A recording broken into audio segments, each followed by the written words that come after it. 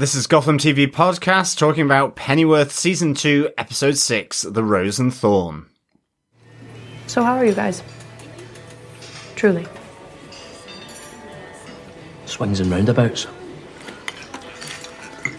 I'm sorry about Baza. A show business. You need to put on a callous facade with me. I know how wounded you must feel. Both of you. I'm alright. Yeah. Me too. Really? I'd be racked by grief and anger and guilt. Well, that's you, innit? I'm alright. You look terrible. Thanks. You look lovely, by the way. Blooming. Told you she'd start. Straight for the throat. That's not fair. I care for you guys. And I can see that you're both torturing yourselves over Baza, and you shouldn't. Steady on, Duchess. It's bad luck to talk about lost comrades when you're on the job.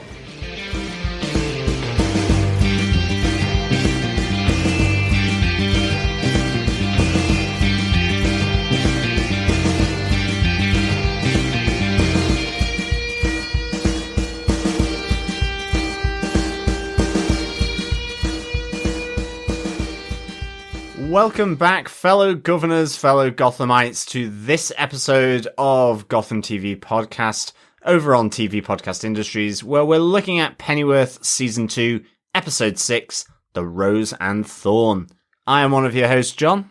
I'm your other host, Derek. Welcome back, fellow governors. It's a dark and stormy night here in Dublin as we record this, so you may get some wind noises on the podcast. I promise, it's the wind outside. Well, it's getting dark and stormy in Pennyworth as well. Certainly with a trippy end sequence and certainly the dark actions of Alfred coming to sort of catch up on him a bit here in this episode. Yeah, absolutely. Yeah.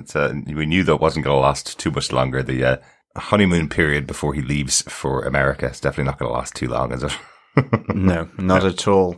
Thanks so much to all of you who are subscribing to the Pennyworth podcast and joining us for these episodes. It's been really, really good chatting about Pennyworth as it's returned to the US on Epix and is now broadcasting on Stars Play in the UK as well. So really good getting you guys listening along with us. It's been really, really enjoyable so far. Yeah, absolutely. And if you haven't already subscribed, please head on over to tvpodcastindustries.com to connect with any straight-laced or groovy podcast player of your choice. We're on Spotify or Apple Podcasts, Google Podcasts, any one that takes your fancy, really. Exactly. Please subscribe there. You can also support us by rating us, leaving a review.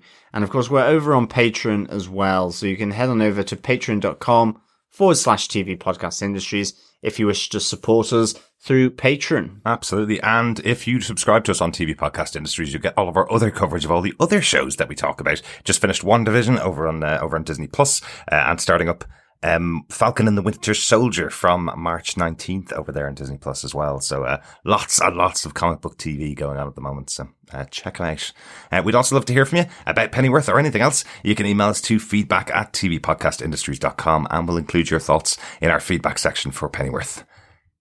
John, should we get into it? Yeah, let's get into the spoiler-filled review of this episode, The Rose and Thorn, episode 6 of season 2 of Pennyworth. Yeah, this episode was written by Bruno Heller, the showrunner for the show. Written many of the episodes of the first season and many, many episodes of Gotham. So we've spoken about him a lot over the last 6 years of podcasting. The episode was directed again by John East. He directed the last episode as well, episode 5. So both being involved in this. You can always tell when Bruno Heller's hand is behind the writing of an episode because everybody seems to get a moment, don't they? Beth is the only person that doesn't get a moment in this episode, but she had a nice big moment in episode 5. This episode seems to really tie together all of the big storylines and big characters here, right? Yeah, it really does begin to sort of bundle them up and place a nice bow on. I think you can see where this is leading to in the final sort of 3 or 4 episodes of Pennyworth season 2. Yeah. But certainly, yeah, we missed Bet Sykes here in this episode, but no doubt she will be back with a vengeance. And great to see Bruno Heller doing the writing for this episode, and yeah, great to see John East back. Yeah, absolutely. Bet's probably just cuddled up on the couch watching telly still. I guess in that shop, that might be the least of what she's doing. Well, maybe, yeah, but that's where we last left her, John, is what I meant. Yes. Do you want to tell us where everybody is with your synopsis for this episode of Pennyworth, John? Sure. As Thomas Wayne rushes to extract Lucius Fox from the Raven Union headquarters, he enlists the assistance of the English League, and specifically Martha, who is feeling sick. In return for their help, Aziz asks that the CIA warn Aleister Crowley that John Ripper is out for revenge for the death of Archbishop Potter. Meanwhile, the imprisonment of Francis Gaunt has seen tensions fester in the top brass at the Raven Union headquarters, and Harwood increasingly becomes unhinged, seeing betrayal everywhere through a cocktail of medicine, alcohol, and the plotting of Captain Salt. Alfie and Dave Boy are roped in to the rescue of Lucius Fox, who has returned safely to the CIA, where he warns of the threat from Project Stormcloud.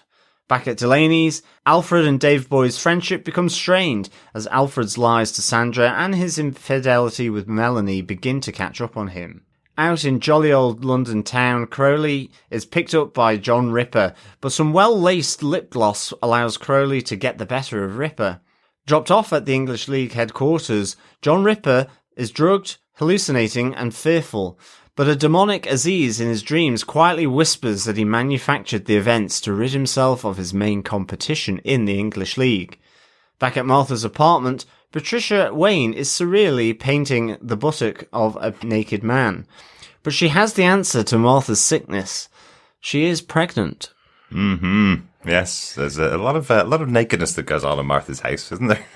Yes, that was both the weirdest, most surreal, and also excellent moments ever. That, yes, a naked man standing in Martha's apartment, having his buttocks sort of painted by Patricia in a nonchalant way. It all seems quite normal in that hipster apartment that is Martha's. I guess it never happened in Wayne Manor. Well, maybe it did, though. I remember with a person like Patricia Wayne has as much money as she does, everything's a canvas, I suppose, if you have that kind of money. Well, exactly. I mean, I just love, this is just so off the wall out there, but it is absolutely fantastic. And I guess, you know, we say there's not really any time here. You know, it borrows from a lot of different eras, but certainly the swinging 60s. I guess buttock painting would have been pretty high up in the list of many people in that time. You know, free love, frolicking around, flowers, and a bit of extracurricular buttock painting. Absolutely. Hey, if you're up for it, why not? Why not? Speaking of timelines, John, actually, we got a piece of feedback from Patrick Lemke over on Twitter, who noticed last week there was a moment where we saw the front page of a newspaper, which indicated that we do actually have a year and month when that episode took place. That's the first time we've had that in the 2 seasons of the show. Patrick pointed out that the month was March and the year is 1962. A bit earlier than I thought, actually. I thought that we were kind of, if we were looking at a year, we'd be looking around 66, 67 kind of time. Yeah. Later 60s. Yeah, it's interesting. I guess the timeline seems about right for me, 60s. It could have been a bit earlier, but I think in the timeline, if there is one, sort of the background one for this show, it's post World War II. Oh yeah. I guess because of the jungle, either from some of the flashbacks out with Alfred, Baza, and Dave Boy in previous episodes, you know, either that's in the fighting in World War II, or it could be more reminiscent of, say, the Korean War or some war just after World War II. Yeah, we kind of set it as a war during the late 50s, early 60s, and that would seem to play in there. But in respect to the buttock painting, it's spot on. Yeah, exactly. Thanks very much, Patrick, for putting that out. If there's anything we missed in our episodes, guys, please send us an emails to feedback@tvpodcastindustries.com, or go on to Twitter and find us there at Gotham TV Podcast and let us know anything we miss. Let's go on to the way we normally break down our episodes into our main 3 kind of points. Our first one being Alfie, the boys, and the job. This has worked for the last 2 episodes, Alfie and Dave Boy going on a job.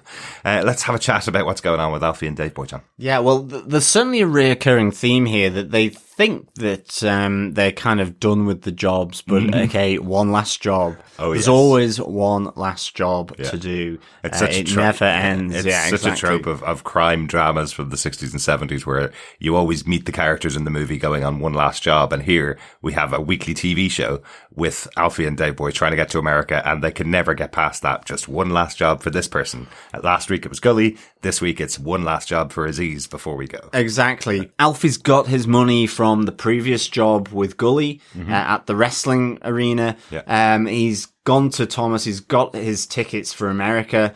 And you know, that's it. He doesn't need to do another job for Thomas. But ultimately, Thomas Wayne gets his own way here and sort of ropes him into the job that has been asked of the English League. Yeah. It's him and Martha really, I guess, with this. But I think the interesting thing is, like, literally, you don't know how much money they got from the wrestling job, but I guess that's most of it because he lost 20,000. He gives 15, so he's only got 5,000 for America. And I still think that the money that they were trying to get together was so that effectively they didn't have to hustle when they got over there. That they could just relax, you know. And maybe that's just coming from Dave Boy's dreams and you know, what he wants from that, which is sitting by the pool. But remember, nonetheless, that's what got them into all the trouble. Dave Boy's assertion that they would have loads of money to go over there, and that's how they lost their first 20 grand. But Alfie does have his tickets now. He bought the tickets with 15 grand from the money that he got at the wrestling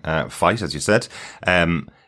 It seems like he doesn't have a huge amount more money than that. Although, as we said before, Dave Boy was saying that they have loads to go over there, but that's been a while now. They lost the 20 grand.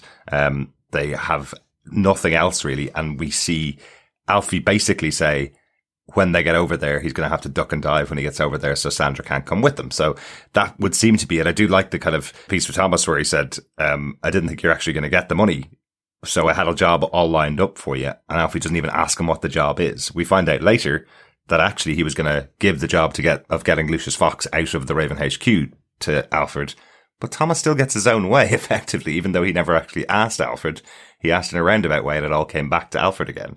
Yeah, exactly, through the English League. Yeah. It's interesting as well, just quickly, that he gets the 3 tickets. Obviously, his mother doesn't want anything to do with him, but he still gets 3 tickets. And I know with the whole opening with Alfie and Melanie in bed after the dirty evening together, that I there was the suggestion that she wouldn't be coming. You know, that he liked the way it was, perfectly happy with how it was working out, and that's why he likes Melanie. When she asked him that, you know, she had her own life and she was happy just to go back to that, and you know, there was not really any deep emotional attachment between the two, but that was something that Alfred really liked. But there was still this idea that I was wondering whether he was going to offer it to her, you know, maybe almost like get her to safety, get her out of Gully's grasp, I guess. But anyway, I think, we get to see the Queen here again, which was really good. Effectively blackmailing Alfie. Alfie should have just taken the money that both her and Aziz, now the Prime Minister, were offering right at the start. But he says, I don't need any money. So they threaten to expose his relationship with Melanie Gully unless he does this one last job. So he's forced to recover Lucius Fox here with Martha, who they team up with, both him and Dave Boy, to recover Lucius from the headquarters there of the Raven Union. So he ends up, you know, getting no money, but he protects, in a sense, his reputation. But how protected that is going to be, because we do hear from Dave Boy that actually it's the gossip of Delaney's club. And there's no real hiding from it. But I don't think it's his reputation that's the problem. I think he knows that if Gully finds out that he's been cheating with Melanie, Melanie's dead. Oh no! So well, it's both. They're both dead, probably. Yeah, absolutely. But it's his reputation is definitely not on the line here. Whereas Melanie's life does seem to be, as we see a bit later on in the episode. she does seem very threatened by the fact that there's a lot of people that know about this secretive relationship, but it is, the kind of section itself where we have the extraction of Lucius. I thought that was really interesting. I loved the scene. It's a really good setup, where we have effectively Lucius going out under armed guard to go and get himself a cheeseburger. The most perfect sounding cheeseburger I've ever heard. It's fantastic. I wonder did that come from Bruno Heller's experience living in the US, coming back to the UK and trying to get a good cheeseburger in local diners. This idea where Lucius tells her exactly how to cook the burger. And the look on her face is like, yeah. If you're lucky. You might. Exactly. I might be able to deliver that for you. But it is interesting, they talk about Lucius as being a very low-level back office person, but he is still surrounded by how many guards? There's 3 in there with him and 3 more outside as well. So quite a lot of people on Lucius, but I presume that's, even though he's low-level, the fact that he's working on Project Stormcloud would mean that he would be a high-value target for anybody, right? Yeah. But once again, as with all of their plans that we've seen most of the last 2 seasons, really, things go awry, shockingly enough, ending off in a massive bloodbath in the diner. Yeah, and again, like, Alfred's trying to prevent all-out bloodshed, but in the end, it's the Raven Union guy that pulls the trigger, and he's like, I wanted to avoid this. It does feel like it's, it's relating to the death of the wrestler. Yeah. And that, plus everything, all the PTSD from his war days, the death of Bazza. There's quite a lot of death has happened recently with his dad, with Bazza, that is quite close to Alfred. And I think as well, the death of an innocent in last week's episode with the wrestler, he really wasn't down for that. So again, he's just trying to avoid bloodshed here, and it doesn't pan out. And they have to take out the 3 Raven officers in the diner, and also the 3 that are racing from the cars outside. So I love that tension between them being paramilitary troopers versus the catering corps, as Dave Boy and Alfie refers to the SAS. I love that kind of back and forth, especially Dave Boy's anybody could fall out of a plane kind of attack on the paramilitaries. I think he ratchets up the tension, even as Alfie's trying to calm it down. Dave Boy does ratchet up the tension.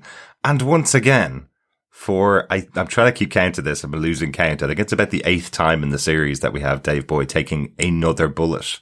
This time to the shoulder, just a flesh wound, as every single other bullet has been since the start. Really makes me feel there's some kind of Batman villain or Batman ally inside Dave Boy here. It really does, doesn't it? Or it's going to end in a gunshot that is a little more serious than a flesh wound. I feel like his last words might be, it was just a flesh wound as he dies from multiple bullet hole wounds. But I don't know, it just feels like he's more of a comic book character than a lot of the other characters that we've seen in the show. The show is very serious and very dramatically played for the most part. And then the overlay, just like they did with Gotham with Bruno Heller and Danny Cannon, there's an overlay of a type of comic book styling to it. Yeah. And particularly with Dave Boy getting shot almost every single episode or almost every single attack. I think the only time he didn't get shot recently was at the wrestling event or the wrestling job. So it's interesting that once again he's shot here. So yeah, he made it out of the in fine fettle, I think. Yeah. Another aspect here, as I mentioned, is a bit of strain between Alfie and Dave Boy because of what Alfie has been doing, especially with two ladies, both with Sandra, the lying to her, and also then whilst consensual, it's the infidelity to Gully with his wife Melanie. Dave Boy's rightly going, how bad Gully is. You know what he did in the war. The kind of punishment he sets on people in a war situation. Can you imagine what he would do if he finds out you're sleeping with his wife? Yeah, and we saw in the last episode him taking out one of his fighters from the wrestling job. Yeah. So we come back, but Alfie, has finally gotten enough courage to tell Sandra the day before he flies. That effectively he's going to America. He's sorry he couldn't he couldn't make her recording, but that I think here Sandra is played absolutely excellently. I love the reaction here, and even with the gift of cash in an envelope, I love that she leaves it on the stage. She doesn't want it. She's like, you know, it's almost like it doesn't come as a surprise. It's just that's what he does. He has this detachment that only at the moment Melanie can fulfill because she is equally detached from her loveless marriage with Gully. Absolutely. And Sandra is full of life, full of hope, full of that love that isn't really there in Alfred. And I think this is a really interesting way of painting him as well, because, you know, the cash envelope thing, it feels like buying her off. His treatment of her is pretty grim. Really even Dave insulting. Boy calls that out. And I think what, you know, her response to it all is like, you know, just leaves him and leaves his cash, importantly, which is really, really good. That's really insulting. It's almost like he's treating her like a prostitute or someone that he's paying to have the relationship with her. You know, oh, here's a bit of cash that should smooth over the issues, like he generally does, I suppose, in his normal life outside of this. Once again, you're right, John. We complimented John East last week for the wonderful scene with Sandra singing at the end of the episode, and this scene is my favorite of the episode as well. Yeah. I love that while Sandra's really hurt, and you can tell that she's about to start crying, and Alfie tells her not to cry, and she's kind of, you know, you don't get to tell me what to do. But I love in her response is, well, at least you told me. Yeah, most of the men would just run away. Yeah, and I'd be sitting here left behind, wondering what happened to you, wondering what I did, wondering what caused it, wondering whether you're alive or not. At least you told me that you're leaving. At least that's some solace for this breakup. Yeah, I guess her expectation of what Alfie would be to her has just gradually been eroded with every time he's never showed up, or he's given the excuse that I'm too busy with work to do anything with her, that over time maybe she felt this was the inevitable way it was going to go ultimately. And so she's that little bit of solace that comforts her, she's kind of plucking from thin air. But it's the low expectation that she has for Alfie in this moment. And I think that's what's really good about that scene is she doesn't have high expectations of him. She would be happy just with some time with him, and to the point where he didn't just disappear. So she's glad of that at least.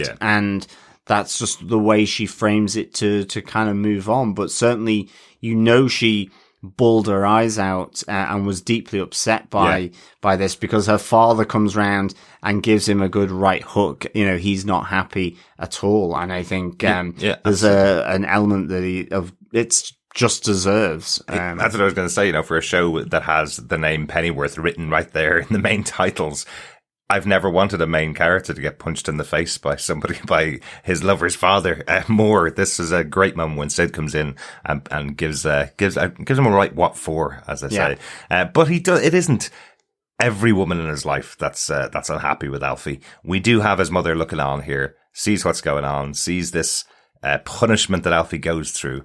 And we do get the reconciliation pretty quickly, actually. Yeah, it is pretty quickly. I kind of get it. That's his mother, and she's very used to this type of situation with Alfie. She speaks about sometimes in the past, all the way back from when he was a kid, tried to kiss a girl that didn't want it and got beaten up by her. And she just kind of says, well, that's just been the pattern of your whole life, has just been trouble follows you. No matter what you're trying to do, trouble follows you. And I'll now be here, regardless of my own feelings, regardless of what I want. Your father would have wanted me to take care of you, so I'm going with you to America. Basically. Yeah, it's a mother's love, isn't it? Because only she could do that in that moment to reconcile both herself with her son, which you can understand, but also to put aside what she's just witnessed, what she knows, to kind of forgive him in order to go and help him. What's that other great line from her where she says, I can always take solace in the fact that you're sorry for the things that you've done.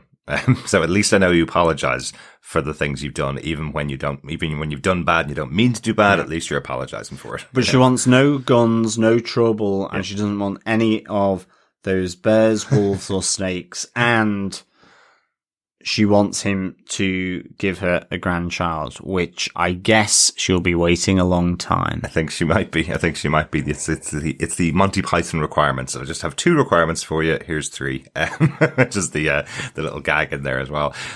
So they are off to America still. Got 3 on the way.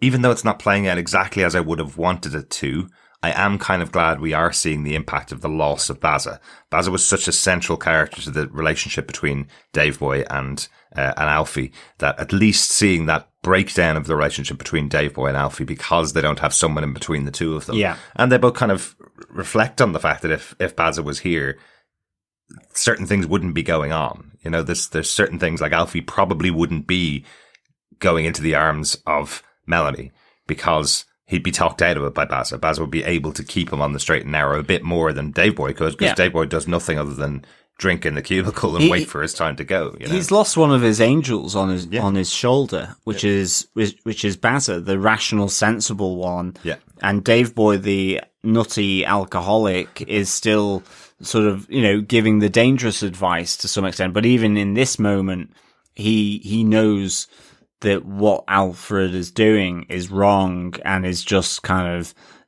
doesn't look great. Yeah, absolutely. For sure. Yeah, and he knows he's doing the wrong thing, right? I think Dave Boy's still just drinking his sorrows after finding out that wrestling isn't real from last week. Yeah, exactly. I think that's it for Alfie, the Boys, and the Job. I think so too. I think on to our next point, the English League and Thomas. Ooh, this was kind of an interesting side of it. I know you mentioned pieces of it up in your synopsis, John, but I was really intrigued to see how much Aziz wants to hold on to the new power he has. Yeah. Like he's moved up from, head of the police, where he made he was an inspector. Yes, exactly. He was an inspector in season 1, moved up to the head of the police, but made loads and loads of errors all the way throughout season 1, stupid things that caused, Pennyworth major pain, and has now gotten to his role as Prime Minister and is definitely not willing to let go of the reins of that power, right? Yeah, no, this was really kind of a bit of a side quest in many respects, but it was really good. It kind of, it was out of the blue, but I ended off really enjoying this. First of all, having Aleister Crowley come back in is great, and John Ripper, and the whole hallucination afterwards was superb, and I love that it was all manufactured by Aziz in terms of tipping off Thomas for the CIA to asking this favor of informing Aleister Crowley that John Ripper's going to come after him. But also then just that moment where he swats that fly and tapes it to a pentagram, and obviously gets that sent off to John Ripper, where it looks like it's coming from Aleister Crowley. So, he kind of manufactures the situation. I love that he's just giggling to himself about the idea that he's just sent the fly in the post to Ripper. Exactly. And of course this plays out where Ripper tries to kidnap Crowley. Yeah, I love the fact that it's the intoxicating lippy that Crowley has put on as his protection. Yes. That effectively knocks Ripper out, and you get this great sequence of Ripper waking up. And at least for the audience, you think he's in the forest, you see the cross there, you wonder what's about to happen, but it's all in his mind, and you get the lovely sort of hallucination of all these demons coming at him in the forest, and then the camera work pulls back, and it's actually back at the English League's headquarters, and it's guards, it's the Queen, and it's Aziz, and you get this lovely, cunning, duplicitous Aziz moment where he leans in and whispers to him that it was him all along, and he gets the guards to take him away. And again, Ripper is still trapped in his own mind, from all the drugs, the hypnotism, whatever it is that Crowley has done to him. So Crowley has really, worked a number on John Ripper here, but all to take out effectively his rival to the seat of power, to reduce those threats to his new power. Absolutely, it was really, really good. He's off to Bedlam as well to be taken care of for these mental issues he's suddenly having. Hypnotic lip gloss.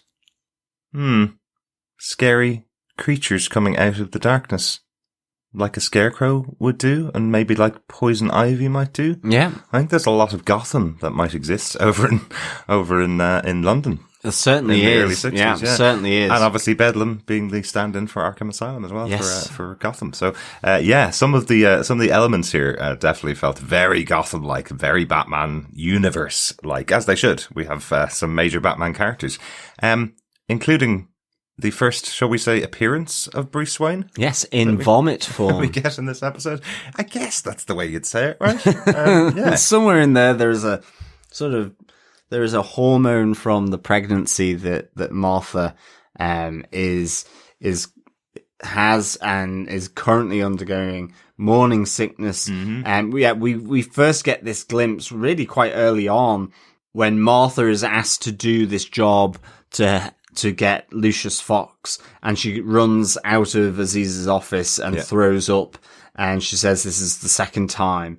And I think even then I was like, ooh, she might be pregnant. It might be morning sickness. Yeah, absolutely. And yes, this gets confirmed as Patricia Wayne body painting the buttocks of the guy in Martha's apartment. Did she have keys to Martha's apartment? I guess so, because she used to live there, wasn't she? She was looking after her, and there is that connection with Martha. Yeah. So I guess she pops in from time to time. And she certainly likes her a lot more than she likes Thomas. Yeah, with a human meat canvas. And but she is absolutely on it from the moment that Martha comes in. You know, she says, "There's a giveaway. You're farting all the time," and her breasts are magnificent as they're getting ready for young Bruce Wayne. So, and I love the reaction from Martha is very much like, "Oh, I thought I was hiding it better than that," you know, because she knows herself, she knows what's going on. So, but yeah, Martha's gone along on this trip, hopefully to find out the information from Lucius all about what is Project Stormcloud. You know, Thomas didn't give a huge amount away at all when questioned by Aziz. Just kind of said, you know, when we get our man back, we'll find out more about it. And Martha was supposed to find out from Lucius, but Lucius completely clams up and doesn't tell anything about Project Stormcloud until he returns to meet Thomas. What we find out is that understandably, Lucius is terrified of this concept of Project Stormcloud. He wants it to be escalated all the way to the highest power, wants to be escalated to the President of America, and wants the President of America's reaction to be, we will crush the Raven Union, because that's the only way they will stop on their path of releasing Stormcloud. And if Thomas isn't willing to do that, or the President isn't willing to do that, Lucius is going to go back in and intervene to stop this from happening. Yeah, absolutely. This is such a threat. He wants the USA to renege on their pact with the Raven Union and act against them. Which is really, really interesting. And Thomas is like, no, I can't do that. I mean, it's actually Thomas is almost this, neutered bureaucrat who feels like he can't even bring this up, which, you know, I guess that's the whole point of having, an operative in the field like Lucius Fox, is to find out what's going on and then to act or not act on that intel. But I don't know whether it's for Thomas Wayne. I don't get the sense that Thomas Wayne is high up enough to be able to say whether you would decisively act or not on that intel that Lucius Fox has given. Yeah, he kind of just says, I'll send it up the chain with a red flag or a red light attached to it so it'll get picked up by the right people, but that's all we're going to do, kind of thing. Again, interestingly, the relationship between Lucius Fox and Thomas here, Thomas Wayne and Lucius in comic books and in Gotham and in various movies, they would have had a relationship where they were very close because Lucius went and worked for Wayne Enterprises, Wayne Industries. So they would have worked together for years. And here, the relationship that they have is that Lucius doesn't like Thomas because, once again, born with a silver spoon in his mouth and just got a brand new job really high up in the CIA and doesn't have to be in the field like Lucius does. So instantly, instant dislike between Lucius and Thomas here, which I think was interesting. That's true. The Thomas Wayne character is unlikable in this. I mean, you're rooting for Martha. You're rooting for Lucius Fox, and you're rooting for Patricia and the way he's so controlling of her. It absolutely smacks of the entitlement silver spoon element. that Lucius mentions here. Yeah. So I think, again, it's interesting. I'd love to see how this plays out over another season or more, if it were to get more seasons and more episodes, because, at the moment, these two people, in terms of Alfred and in terms of Thomas Wayne, that you certainly have, know more of from the comics, with Bruce Wayne. Yeah. And not a lot, I'm saying, but because they're treated in shorthand, you don't get the sense of this complexity. Yeah. And so I guess you immediately default to, Alfred being the person that assists Batman, is his almost Bazza-esque sort of rational voice over the shoulder saying you need to be careful about your body and the impact it's taking when he's fighting in Gotham. Yeah. You have Thomas Wayne, he's set up as a doctor working in the community. He's very philanthropic. Yeah. He's looking out for other people. The relationship with Lucius Fox seems to be one of equals. He's condescending. There's a snobbery about him. And you're kind of like, oh, okay, yeah, he's sleeping on the job. It's like he's doing something so important, and he's been put there because of his wealth, his networks and his contacts, but actually he's useless at it. He doesn't really know how to maintain those relationships, or his entitlement gets the better of him. Yeah, maybe. Maybe. Something like that. I like that discussion between Aziz and him and Martha, where Thomas is saying that he needs this job done to extricate Lucius, and asks Aziz what he can do for him. Aziz kind of goes, well, you could stop supporting the Raven Union for one. They want to kill all of us. Stop supporting them. And Thomas goes, it's a foregone conclusion that you're going to lose, so we're not going to support you. So he's so cold about it, sitting in the room with these two people who need the support because they're everything's dwindling. All their supplies are dwindling. Their forces are dwindling. Their land is dwindling because of this attack by the Raven Union. But Thomas is completely unwilling to entertain the idea that CIA could support them. Vive la resistance, Thomas. Absolutely. It'd be useless in a scrappy fight. He would. But you're right. It is interesting. Again, the two major characters that we have here aren't necessarily very good people, which is, a good thing about the show overall. Absolutely. And we talked a little bit, obviously, about the Project Stormcloud. That's also being talked about over in the Raven Union as well. Our final major point for the episode. Let's get on to the Raven Union. Yes, the Raven Union. I think the interesting thing here is, the whole brains behind Project Stormcloud is Captain Salt. Well, and you see here his scheming machinations that have been playing out, and you've kind of gathered that he's very scheming, he's very cunning. I think I mentioned, is Harwood getting the medication from Salt? And in this episode, we see that. We can see that Salt is playing Harwood and moving him into position in terms of building up this paranoia in Harwood that he sees betrayal and being undermined at every turn. To the point where, he effectively, Salt now has maneuvered himself to being Francis Gaunt's replacement, who Harwood imprisoned in the last episode. And he maneuvers himself to become Sir John Salt as well. He maneuvers himself all the way. Gets an earldom. He gets a whole rake of things. He gets everything he wants because he needs to get up higher in society from this low-born professor scientist, effectively, all the way up to Sir John Salt, being referred to that, referred like that from Harwood. Not only is he providing the drugs to him, John, I think that's one of the things I wanted to point out, because I love when you're right on your theories, so let's just delve into it a little bit. It's very rare, very rare. But just delving into it a little bit, we even have a moment here from Harwood where he looks at the pills that Salt is giving to him and going, these are a different colour, and Salt's going to him, no, same formulation, we just changed the colour on you. Yeah. Well, people don't do that on pills so they don't get confused, is the point. You would never change the colour of somebody's pills. So absolutely, Salt is plying him full of different stuff in order to manipulate him. Once again, another very Batman-y Gotham universe or DC universe type of thing. Yeah, it's almost a bit Riddler-esque. Yeah.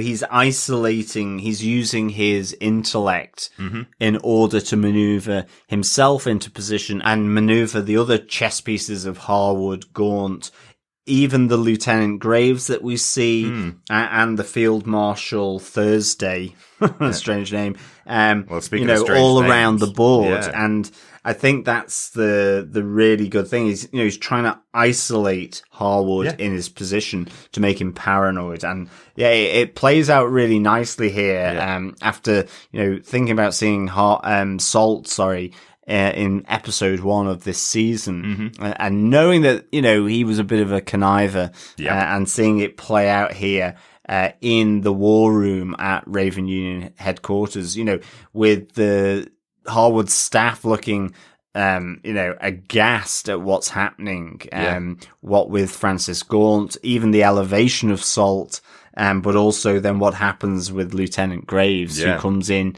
with some quite reasonable, discussions. In fact, his theory as to that it can't have been Francis Gaunt, that there's someone playing events out in the background is, well, he's right there in the room, which is really good. Yeah, he's close. He's close with his estimation. He is marginally wrong. Francis Gaunt did go behind Harwood's back to go and reach out to Aziz and try and form this relationship so that they could stop Project Stormcloud effectively. So she did go behind Harwood's back. We also heard earlier on when they're talking with the Field Marshal, we heard earlier on that Harwood is willing to use the weapon, right? So he's basically saying we are going to wipe them all out with Stormcloud. And that's the first indication that something is going badly wrong. And one of the reasons why, Field Marshal Wednesday is going to take away his power by the end of the episode. No, Thursday. But I guess there's a Field Marshal for every day of the week. There may be. It's just all the names in this episode, I'm sorry. It's Field Marshal Thursday. He's going to take him out. But I do absolutely want to mention how ironically named Lieutenant Graves is. You obviously knew that he was going to be in his grave by the end of the episode. Yes, he is going to end off being killed by Harwood in the most brutal of ways. Like he kills him with his walking stick. Yeah, he's bludgeoned to death by Harwood. But he stops, looks up, sees everybody in the room, and then goes back for more and beats him to death. Yeah, and it's only with Field Marshal next Friday. Tuesday that Field Marshal Thursday coming back in, and effectively Harwood then is taken away. I think interestingly with the Field Marshal though is that he, like Francis Gaunt, was Stormcloud as a threat to use. Yeah. It's a threat to use, not to actually use it. Yeah.